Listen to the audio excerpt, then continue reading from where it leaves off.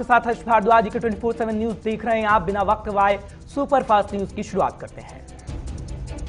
बिहार में चुनावी घमासान जारी है और मंगलवार यानी कल दूसरे चरण के लिए मतदान होना है। कल बिहार के दूसरे चरण के लिए कुल 94 विधानसभा सीटों पर वोट डाले जाएंगे। आज एनडीए की ओर से उत्तर प्रदेश के मुख्यमंत्री योगी आदित्यनाथ मोर्चा संभाल रहे हैं। वहीं राजद की ओर से स्टार प्रचारक तेजस्वी यादव का धुआंधार प्रचार चल रहा है। बिहार विधानसभा के चुनाव प्रचार के दौरान सीपीआई के स्टार प्रचारक कन्हैया कुमार ने एनडीए पर निशाना साधते हुए कहा कि चुनाव नहीं बल्कि लूट और झूठ की सरकार को बदलने का जन आंदोलन। कन्हैया कुमार ने एनडीए की एकजुटता पर वार करते हुए कहा कि जेपी नड्डा चिराग चलाकर नीतीश के लिए गड्ढा खोद रहे हैं। हाथरस केस की सुनवाई आज होनी है। इलाहाबाद हाईकोर्ट की लखनऊ खंडपीठ में इसकी सुनवाई होगी। इस दौरान यूपी के अतिरिक्त मुख्य सचिव अवनीश अवस्थी और ADG law and order Prashant Kumar उपस्थित रहेंगे। जानकारी के मुताबिक हाथरस केस का पीड़ित का परिवार इस दौरान कोर्ट में मौजूद रहेगा। पीड़ित परिवार के वकील सीमा कुशवाहा कोर्ट में मौजूद रहेंगे। फ्रांस और ईसाइयों के खिलाफ दिए आपत्तिजनक बयान के मामले में एएमयू के छात्र नेता फरहान जुबैरी के खिलाफ गंभीर धाराओं में केस दर्ज हो गया है। इसके साथ ही जुबैरी को तत्काल गिरफ्तारी के आदेश भी दे दिए गए। फिलहाल फरहान जुबैरी फरार है और यूपी पुलिस तलाश में जुटी हुई है। ताबड़तोड़ छापेमारी कार्रवाई की जा रही है। आपको बता दें कि जुबैरी ने फ्रांस और ईसाइयों के खिलाफ आपत्तिजनक बयान दिया था। राजस्थान में आरक्षण की मांग कर रहे गुर्जर समुदाय के लोग रेलवे ट्रैक पर जमा हो गए हैं। इस वजह से पश्चिमी रेलवे को कई ट्रेनों को बदलना पड़ा है। पुणे में एक फर्जी सैन्य भर्ती रैकेट से जुड़े मामले में 3 लोग गिरफ्तार कर लिए गए। जानकारी के मुताबिक एआईपीटी मैदान में कॉमन एंट्रेंस एग्जाम से पहले 3 आरोपियों को पकड़ लिया गया। उत्तर प्रदेश के बाद पड़ोसी राज्य हरियाणा भी लव जिहाद के खिलाफ कानून बनाने जा रहा है। राज्य के गृह मंत्री अनिल विज ने जानकारी दे दी है। सीएम खट्टर ने कहा कि राज्य और केंद्र दोनों कानूनी विकल्पों पर विचार किया जा रहा है ताकि अपराधी भाग ना पाए, अपराध ना हो पाए, बच ना पाए और किसी भी निर्देशों को फंसाया ना जा सके। वेतन न मिलने से विरोध में उत्तरी नगर निगम के हिंदूराव, कस्तूरबा गांधी और राजन बाबू टीबी अस्पताल की सभी नर्सें आज से अनिश्चितकालीन हड़ताल पर जाने का ऐलान कर चुकी हैं। उत्तरी निगम के सबसे बड़े हिंदूराव अस्पताल में रोजाना 2 से 3 हजार मरीजों की ओपीडी होती है। नर्सों की हड़ताल पर जाने से मरीजों को काफी परेशानी का सामना करना पड़ रहा है। दीपावली आने पर अपने संसदीय क्षेत्र की जनता को सौगात देने के लिए 12 नवंबर को प्रधानमंत्री नरेंद्र मोदी वाराणसी आ सकते हैं। कोरोना काल में तैयार हो चुकी 400 करोड़ रुपए की लागत से ज्यादा की परियोजनाओं का लोकार्पण किया जाएगा। इसके अलावा करीब 500 करोड़ रुपए की परियोजनाओं का शिलान्यास करते हुए भी मोदी नजर आएंगे। कोरोना वायरस महामारी को देखते हुए राजस्थान सरकार ने पटाखों की बिक्री और आतिशबाजी पर रोक लगाने का फैसला किया। राजस्थान के मुख्यमंत्री अशोक गहलोत ने कहा कि कोरोना महामारी के इस चुनौतीपूर्ण समय में जनता के जीवन की रक्षा सरकार के लिए सर्वोपरि है। प्रधानमंत्री नरेंद्र मोदी आज सीबीआई की ओर से आयोजित सतर्कता और भ्रष्टाचार के खिलाफ राष्ट्रीय सम्मेलन का उद्घाटन करेंगे। इस सम्मेलन की थीम सतर्क भारत, समृद्ध भारत रखी गई। लोगों को जागरूक करने के लिए सीबीआई हर साल 27 अक्टूबर से 2 नवंबर तक विजिलेंस अवेयरनेस वीक मनाता है, जिसका उद्देश्य भ्रष्टाचार पर लगाम लगाना होता है। सम्मेलन में साइबर अपराधों के बारे में बात होगी, कैसे डिजिटल प्रचलन बढ़ने के साथ बैंकों में धोखाधड़ी की घटनाएं बढ़ रही हैं। साथ ही भ्रष्टाचार के रोकथाम पर भी विचार किया जाएगा। उत्तराखंड के 10वीं और 12वीं के छात्र छात्राओं के लिए आज से स्कूल खुल गए हैं। इस दौरान स्कूलों को अभिभावकों से अनुमति लेनी होगी। हिमाचल में भी करीब 7.5 महीने बाद आज से स्कूल और कॉलेजों में नियमित कक्षाएं लगेंगी। स्कूलों में 9वीं से लेकर 12वीं तक के जो बच्चे हैं वो जा सकेंगे। कोरोना वायरस से देश में उद्योगों को उबारने के लिए और युवाओं को रोजगार मिले, इसके लिए सरकार दूसरा राहत पैकेज ला सकती है। वित्त सचिव अजय भूषण पांडे ने इसके संकेत दिए हैं। पूर्वी लद्दाख में एलएसी पर सेना के डॉक्टरों ने 16,000 फुट की ऊंचाई पर एक जवान की सफल सर्जरी को अंजाम देते हुए उसे अपेंडिक्स की समस्या अपनी जान दिला दी। सेना के फॉरवर्ड सर्जरी सेंटर में इस सर्जरी को एक लेफ्टिनेंट कर्नल, एक मेजर और एक कैप्टन सहित कुल 3 डॉक्टरों की टीम ने अंजाम दिया। दक्षिणी दिल्ली के मालवीय नगर में बाबा का ढाबा के मालिक कांता प्रसाद ने इंस्टाग्राम इन्फ्लुएंसर व यूट्यूबर गौरव वासन के खिलाफ धन की हेराफेरी की शिकायत की है। पुलिस को दी गई अपनी शिकायत में प्रसाद ने कहा है कि वासन ने उसका वीडियो शूट किया और इसे ऑनलाइन पोस्ट किया और सोशल मीडिया पर जनता को उन्हें पैसे देने की अपील की। यात्री सुविधाओं से लेकर राजस्व तक में मुकाम हासिल करने वाला लखनऊ का चौधरी चरण सिंह अंतर्राष्ट्रीय एयरपोर्ट निजी हाथों में चला गया। अब अडानी ग्रुप इसके विकास, प्रबंधन और वित्तीय मामलों में फैसला लेगा। चीन सामरिक और रणनीतिक रूप से महत्वपूर्ण सिचुआन तिब्बत रेलवे लाइन का निर्माण शुरू करने जा रहा है। ये रेलवे लाइन दक्षिणी पश्चिम के प्रांत सिचुआन के यान से शुरू होकर तिब्बत के लिंजी तक जाएगी। इस रेलवे लाइन के बनने से चीन की पहुंच अरुणाचल प्रदेश के लगभग बॉर्डर तक हो जाएगी। चीन के सरकारी अखबार ग्लोबल टाइम ने इस प्रोजेक्ट से जुड़े टेंडर प्रक्रिया के पूरी होने की घोषणा कर दी है। सिचुआन तिब्बत रेलवे तिब्बत में चीन का दूसरा प्रोजेक्ट है। इससे पहले चीन किंघाई तिब्बत प्रोजेक्ट पर काम कर रहा है। ये रेल लाइन किंघाई तिब्बत पठार से होकर गुजरेगी। भारतीय रेलवे ने कोरोना संकट के बीच त्योहारी सीजन में मुंबई के लोगों को सुरक्षित यात्रा की सुविधा देने के लिए लोकल ट्रेनों की संख्या बढ़ाने का ऐलान किया। रेल मंत्री पीयूष गोयल के मुताबिक रेलवे 2 नवंबर से मुंबई में 500 से ज्यादा यानी 753 के करीब दैनिक विशेष उपनगरीय सेवाएं शुरू करने जा रहा है। इसके साथ ही मुंबई में संचालित लोकल ट्रेनों की संख्या 2773 पहुंच जाएगी। यूपी, पंजाब, हरियाणा, उत्तराखंड में पराली जलाने के चलते दिल्ली एनसीआर की हवा और जहरीली हो गई है। पराली के धुएं के चलते हवा के प्रवाह में बाधा आ रही है। रविवार को दिल्ली के प्रदूषण में पराली जलाने की हिस्सेदारी 40% रही। गाजियाबाद, नोएडा, ग्रेटर नोएडा, गुरुग्राम, फरीदाबाद, दिल्ली में हवा का स्तर बेहद खराब रहा। मौसम विभाग के अनुसार आगामी 2 दिन के भीतर हवा में सुधार होने की संभावना है, लेकिन इसके बाद फिर से एक बार हवा के स्तर में खराबी आ सकती है। देश में कोविड-19 के चलते संक्रमित होने वाले कुल मरीजों की संख्या 82,29,313 है। वहीं वायरस के कारण अब तक 1,22,607 लोगों की मौत हो चुकी है। केंद्रीय स्वास्थ्य मंत्रालय के आंकड़ों के अनुसार पिछले 24 घंटे में कोरोना वायरस के 45,230 नए मामले सामने आए। वहीं इस दौरान वायरस के कारण जान गंवाने वाले लोगों की संख्या 496 रही।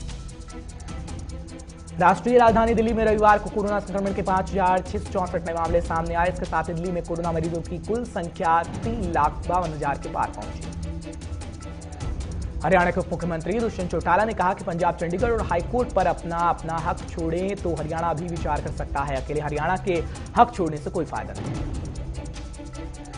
दुमका में सीएम हेमंत सोरेन ने प्रेस कॉन्फ्रेंस की है। झारखंड में उन्होंने निशाना भी साधा है। विपक्षी पार्टी पर और पूर्व मुख्यमंत्री रघुवर दास पर निशाना साधा गया। रायचूर में डीसीएम लक्ष्मण ने बताया कि किसानों के नुकसान की भरपाई सरकार करेगी। कहा, मैं भी एक किसान और किसान के बेटा हूं, इसलिए किसानों की फिक्र हमें भी है। रोहतक में पूर्व सीएम भूपेंद्र हुड्डा ने कहा कि मुझे गर्व है कि आज हरियाणा पंजाब से आगे है। साथ ही कहा कि हर वर्ग गठबंधन की सरकार से परेशान है। यूपी के बाराबंकी से गैंगस्टर अमर दुबे की पत्नी खुशी दुबे का वीडियो वायरल हुआ है, जिसमें खुशी ने सरकार से न्याय की उम्मीद छोड़ते हुए मीडिया से कहा कि आप लोग ही न्याय दिला दीजिए। जमशेदपुर प्रखंड कार्यालय परिसर में धरने पर 2 विकलांग और भाई बहन भी बैठे हुए हैं। कहा जा रहा है कि राशन कार्ड को लेकर और विधवा पेंशन को लेकर पूरा परिवार धरने पर बैठा है।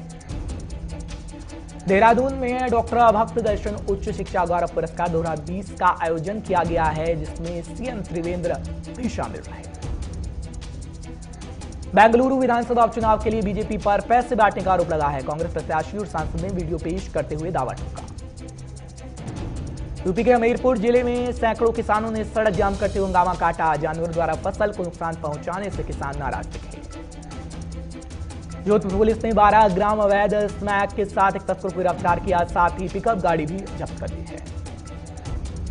साहिबगंज में लकड़ी माफियाओं के हौसले बुलंद हैं, लेकिन प्रशासन की तरफ से कोई कार्रवाई नहीं। रोहतक पुलिस ने 2 शातिर अपराधियों को गिरफ्तार किया है। दोनों ही आरोपियों पर हत्या, लूटपाट जैसे मामले दर्ज। हमीरपुर में प्याज के दाम में कई जगह 80 से 100 रुपए प्रति किलो पहुंच गए हैं, जबकि पहली बार आलू का रेट 60 से 80 रुपए किलो पहुंचा। छत्तीसगढ़ के पूर्व मुख्यमंत्री डॉक्टर रमन सिंह ने कहा कि 20 महीने की भूपेश सरकार ने अटल जी के सपनों को तार-तार कर दिया। चारों तरफ भ्रष्टाचार और आतंक का राज। मऊ के स्कूल में बीजेपी ने हर एक मंडल में 100 कार्यकर्ताओं के लिए 2 दिवसीय प्रशिक्षण शिविर का आयोजन किया है। जांजगीर चांपा के गांव का युवक पाकिस्तान के इस्लामाबाद में कैद था, जिसकी रिहाई हो गई है। चामराजनगर में 65वां कर्नाटक घटना स्थापना दिवस मनाया गया है, यानी जो घटक दिवस है, स्थापना दिवस है, वो मनाया गया। सादगी के साथ मां भुवनेश्वरी की पूजा अर्चना भी की गई। गोकाक में कांग्रेस नेता सतीश जारकिहोली ने कहा कि कर्नाटक और महाराष्ट्र में सीमा के तकरार खत्म हो गई है, इसलिए मराठी और कन्नड़ का भेदभाव नहीं। बीजापुर जिला प्रशासन में कर्नाटक घटना स्थापना दिवस मनाया गया है, जिसमें जाने माने निष्पक्ष पत्रकार को सम्मानित किया गया। कैबिनेट मंत्री ओपी सोनी जालंधर में एससी स्टूडेंट के लिए doctor Ambedkar post matric scholarship की शुरुआत की गई है। एलजेपी नेता चिराग पासवान ने कहा कि नल जल योजना में मुख्यमंत्री के नाक के नीचे घोटाला होता रहा, लेकिन मुख्यमंत्री को कैसे पता नहीं चला। पूर्णिया में कन्हैया कुमार ने चुनावी सभा में कहा कि नीतीश सरकार और पीएम मोदी पर जिस तरीके से आरोप लग रहे हैं कि रोजगार उन्होंने वादा किया था लेकिन रोजगार वो नहीं दे पाए, इसके साथ ही हमला बोला गया। कहा बिहार की जनता लूट और झूठ की सरकार को बदलने के लिए आमादा है। हरियाणा सीएम मनोहर लाल ने वीडियो कॉन्फ्रेंसिंग के जरिए गुरुग्राम में NH 48 पर यू टर्न फ्लाईओवर का लोकार्पण किया, जिसकी लागत 52 करोड़ रुपए बताई गई है। साहिबगंज में ग्रामीणों ने सरकारी कर्मी प्रदीप कुमार पर पीएम आवास योजना के नाम पर पैसे वसूलने का गंभीर आरोप लगाया। राजस्थान के जोधपुर नगर निगम चुनाव का अंतिम दौर चल रहा है। मतदाताओं ने मतदान केंद्र पर जाकर मतदान किया है। अथणी के भोजराज स्टेडियम में विधायक महेश की मौजूदगी में कर्नाटक राज्योत्सव मनाया गया है। कहा कोरोना के चलते साल सादगी से राज्योत्सव मनाया जा रहा है। कर्नाटक के बसव कल्याण पुलिस ने सरकारी खाद्य विभाग के राशन के चावल से भरे हुए ट्रकों को हिरासत में ले लिया है। पुलिस को चावल की बोरी की तस्करी करने की सूचना मिल गई। हुबली पुलिस ने 4 शातिर बाइक चोरों को पकड़ा है। उनके पास से 7 लाख की 11 बाइक्स बरामद कर ली गई। भवानीखेड़ा में कृषि व्यापारियों को किसानों की बाजरे की फसल नहीं खरीदने की शिकायत मिल रही है, जिसके चलते किसान परेशान। पूर्णिया के अमौर में AIMIM कार्यकर्ता और जदयू प्रत्याशी के बीच मारपीट हुई है। पार्टी के प्रदेश अध्यक्ष ने घटना की निंदा की है। सेंसेक्स 39,400 के पार पहुंचा। निफ्टी 11,500 से नीचे कारोबार कर रहा है। RIL का शेयर 4% नीचे रहा। पेट्रोल डीजल की मांग कोविड पूर्व स्तर पर पहुंची है। डीजल की बिक्री में 6.6% की बढ़ोतरी हो गई। अर्थव्यवस्था पटरी पर लौटने लगी है। अक्टूबर में जीएसटी कलेक्शन 8 महीने में पहली बार 1 लाख करोड़ रुपए के पार पहुंचा। आरबीआई ने सुप्रीम कोर्ट से कहा बैंकों से कर्जदारों को ब्याज पर ब्याज लौटाने को कहा गया। एफपीआई ने अक्टूबर में भारतीय बाजार में 22,000 करोड़ रुपए लगाए हैं। आर्थिक गतिविधियां शुरू होने से हालात और बदले हैं। फेसबुक ने दुनिया भर में रोल आउट करना डार्क मोड फीचर शुरू कर दिया है। सभी एंड्रॉयड यूजर्स को सुविधा दी जाएगी। CAIT ने ईस्ट इंडिया कंपनी से अमेजोन की तुलना की है। देश के रिटेल कारोबार पर एकाधिकार जमाने का आरोप लगाया। वहीं CAIT ने दावा किया कि अलीबाबा को पीछे छोड़ 2021 में भारतीय ई कॉमर्स दुनिया का सबसे बड़ा ई कॉमर्स पोर्टल बन सकता है। बैंक ऑफ बड़ौदा ने रेपो दर से जुड़ी ब्याज दरें 0.15% घटा दी हैं। 7% से घटाकर 6.85% कर दिया गया। HDFC बैंक के पूर्व MD आदित्य पुरी वरिष्ठ सलाहकार के रूप में अमेरिका स्थित कार्लाई ग्रुप से जुड़ गए हैं। अब तक दुनिया में कोरोना के 4,68,09,252 मामले सामने आ चुके हैं, जिसमें 12,05,194 लोगों की मौत हो चुकी है। अमेरिका में होने वाले राष्ट्रपति चुनाव के लिए सिर्फ एक ही दिन रह गया है। इसलिए चुनाव खत्म होते ही जीत की घोषणा करने वाली रिपोर्ट को ट्रंप ने खारिज कर दिया। बेलारूस सरकार के विरोध में पिछले 3 महीने से ज्यादा समय से लगातार विरोध प्रदर्शन हो रहा है, जिसके बीच लोगों में राष्ट्रपति के इस्तीफे की मांग बढ़ गई है। फ्रांस के नीस शहर में चर्च में घुसकर 3 लोगों की हत्या के मामले में पुलिस ने 5 और संदिग्ध लोगों को हिरासत में लिया। चीन अमेरिकी चुनाव को लेकर बेहद सतर्क हो गया है। जानकारों का मानना है कि चीन अमेरिका के साथ टकराव और सैन्य विवाद टालने को प्राथमिकता दे रहा है। कश्मीर मसले पर पाकिस्तान के प्रधानमंत्री इमरान खान ने गुलाम कश्मीर में अपने नापाक मंसूबों को पूरा करने के लिए गिलगित बाल्टिस्तान को अस्थायी प्रांत का दर्जा देने का ऐलान कर दिया। कोरोना पॉजिटिव व्यक्ति के संपर्क में WHO प्रमुख टेड्रोस आए हैं। उन्होंने जानकारी दी है, फिलहाल वे ठीक ठाक दिख रहे हैं। लाहौर की सड़कों पर जगह जगह भारतीय वायुसेना के विंग कमांडर अभिनंदन वर्धमान और पीएम मोदी के साथ पोस्टर लगाए गए हैं। उन्हें देशद्रोही ठहराने का खेल शुरू हो गया है। फिलीपींस में भयानक तूफान गोनी ने दस्तक दे दी है। इसके साथ ही 10 की मौत हो चुकी है और कई लोग लापता बताए गए हैं। अफगानिस्तान के 28 प्रांतों में हिंसा फैली हुई है, जिस वजह से 24 घंटे में 34 से 28 बात करें तो तालिबान जो प्रांत है उसमें आतंकियों के हमले देखे जा रहे हैं। अमृता राव और आरजे अनमोल शादी के 4 साल बाद बेटे के पेरेंट्स बने हैं। रिपोर्ट के मुताबिक अमृता और बच्चे के हालात बिल्कुल ठीक है और दोनों काफी स्वस्थ दिख रहे हैं।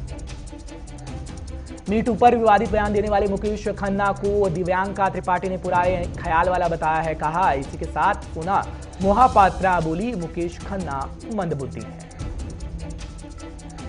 बॉलीवुड के क्रिएटिव हैलोवीन में सोनम कपूर ने मर्लिन मुनरो का लुक अपनाया है। इसमें आपको देखने को उनका नया लुक मिलेगा। साथ ही उन्होंने तमाम बातें इस बारे में कही हैं।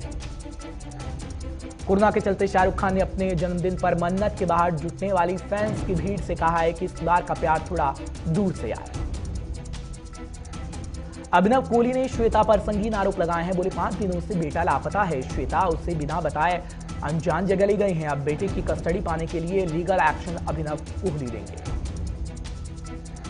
कोलकाता नाइट राइडर्स ने राजस्थान को 60 रनों से हरा दिया है। इस हार के बाद राजस्थान रॉयल्स टूर्नामेंट से बाहर हो गए। आज दिल्ली वर्सेस बेंगलुरु में से प्लेऑफ की दूसरी टीम का फैसला होगा। इसके साथ ही जीतने वाली टीम पहले क्वालिफायर में मुंबई से भिड़ेगी। पाकिस्तान ने जिम्बाब्वे को 6 विकेट से हरा दिया है। बाबर इमाम की बदौलत पाकिस्तान ने जीता दूसरा वनडे और सीरीज में 2-0 की अजय बढ़त बनाई।